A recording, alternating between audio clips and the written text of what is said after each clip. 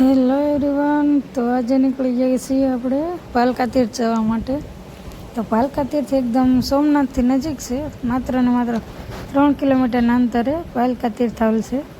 તો પાલકા તીર્થ આપણે જવા નીકળી ગયા અને જો અહીંયા શ્રી કૃષ્ણ ભગવાનની મૂર્તિ છે, જ્યાં પાર્થિવે ભગવાન કૃષ્ણને તીર માર્યું અને ભગવાને અહીંયા દેહ ત્યાગ કર્યો હતો, એટલે કે પ્રાણ છોડ્યા હતા. તો એ જગ્યાએ પહોંચી ગયા છીએ અને મંદિરની અંદર એક પીપળો છે અને પીપળામાં એવું છે કે એક જગ્યાએ એક ડાળમાં છે ને એક જ પાન છે. તો જે એ પાન ખરી જાય પછી જ બીજું આવે, તો એ તમે ખાસ કરીને નોટિસ કરજો. એટલા માટે મેં અગાઉ કહી દીધું. અને આ બોર્ડ છે એ પણ વિડીયો પોઝ કરીને વાંચી લેજો. અને હવે અંદર જઈએ છીએ મંદિરમાં, અને મંદિરમાં જો અહીંયા તો વિડીયો ઉતારવા દે છે એટલે વાંધો નથી, પણ આમાં થોડીક ગળદી છે માણસોને, એટલે આપણે જાજો કાંઈ ઉતારાય એમ છે નહીં, કેમ કે બીજાનો વારો આવવો દેવો પડે એમ છે. તો આપણે કૃષ્ણ ભગવાનના દર્શન કરી લઈએ અને તમે પણ બધા દર્શન કરી લ્યો. અને અહીંયા કોણ કોણ આવ્યું છે ખાસ કરીને કોમેન્ટ કરજો. અને જે મેં પીપળાના પાનની વાત કરી હતી, જો ઉપર છે, તો ઉપરનું પાન છે એની ખાસિયત એ છે કે એ પાન ખરે અને પછી જ બીજું આવે. ને આ જગ્યાએ જો ભગવાન કૃષ્ણ અને પાર્થિવની મૂર્તિ મૂકવામાં આવી છે અને બાજુમાં છે કૃષ્ણ ભગવાનનો ઝૂલો. તો ત્યાંથી જો હવે દર્શન કરી અને હવે આવતા રહ્યા છીએ આપણે બાણગંગા, જે તેની સાથે જ જોડાણેલું છે. તો પાર્થ કહેવાય છે કે અહીંયા આ બાણગંગા જે જગ્યા છે ત્યાંથી પાર્થિએ ભગવાન શ્રી કૃષ્ણને તીર માર્યું હતું. તો અહીંયા આ જગ્યાને બાણગંગા કહેવામાં આવે છે. અને અહીંયાથી જો સોમનાથ મંદિર એકદમ નજીક સામે તે દેખાય છે, તો ત્યાં મહાદેવનું મંદિર સોમનાથ મંદિર છે અને ત્યાંથી જો એકદમ થોડાક અંતરે તે બાણગંગા આવેલું છે. તો પછી જો અહીંયા આપણે દર્શન કર્યા છે અને દરિયો તો જો ભરાય છે, એટલે કાંઈ અંદર જવાય એમ છે નહીં, પણ થોડી વાર દરિયા કિનારે છોકરાને રંબાડ્યા. અને જો અહીંયા બધી આવી વસ્તુ દરિયાની બધી વેચાય છે. અને અવનીબેનને મજા નથી, પણ દરિયામાં એને થોડીક વાર ગમી ગયું, તો જો થોડીક વાર એને રંબાડીએ.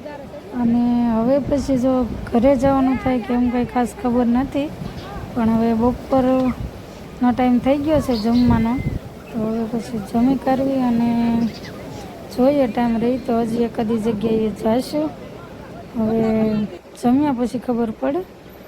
તો હવે જો જમી લીધા અને નક્કી થયું છે કે આપણે જવાનું છે મૂળ દ્વારકા. તો એક અહીંયા કોડીનારથી નજીક જ છે, તો ત્યાં જતા જઈએ, કેમ કે આપણે ક્યારેય આવ્યા નથી.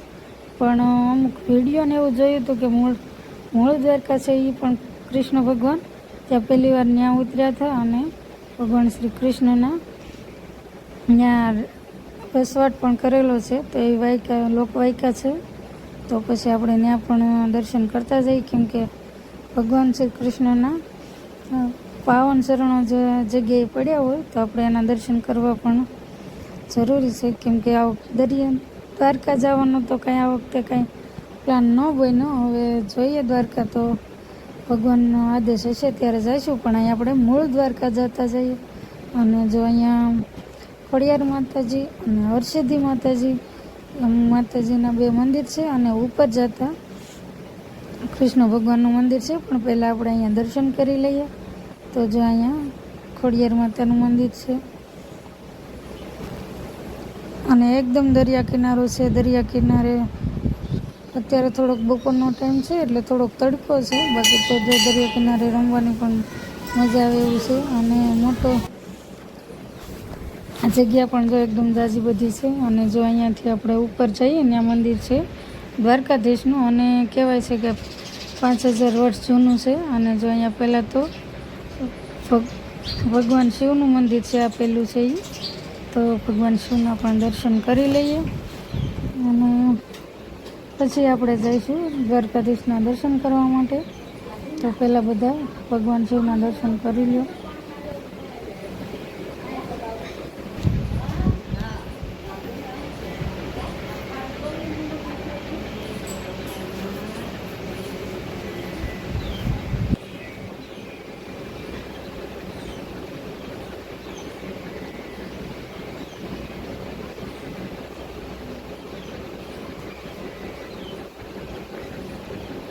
આપણે આવી ગયા છીએ દ્વારકાધીશના મંદિરે. અને જો આ બધી જૂની ઇમારતો છે અને મંદિર પણ એકદમ જૂનું છે. અને જો તમે પથ્થરનું બાંધકામ હજી પણ એવું ને એવું છે. અને જો અહીંયા બોર્ડ પણ મારેલું છે મૂળ દ્વારકા.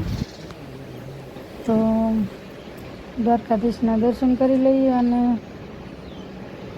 આ જગ્યાએ પણ આપણે દ્વારકાધીશ જો અહીંયા આવેલા અને અહીંયા રહેલા, તો આમ જોઈએ તો આપણે દ્વારકા જેટલું જ તે અહીંયા મહત્ત્વ ગણાય. તો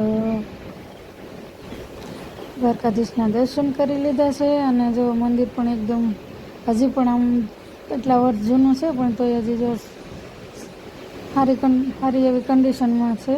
તો તમે પણ દર્શન કરી લો. અને જો ફરતી આવી રીતે મંદિર ફરતી જો આવી રીતે હાલવાની જગ્યા છે. અને આવી રીતે બારી પણ મૂકેલી છે, તો ત્યાંથી એકદમ છે ને આપણે દરિયો દેખાય ને એવી રીતનું છે, જેથી કરીને હવા ઉજાસનું સારું રહે. પણ એ ટાઈમમાં પણ જો આવી રીતના બધી વ્યવસ્થા કરેલી હતી. અને જો પથ્થરોમાં.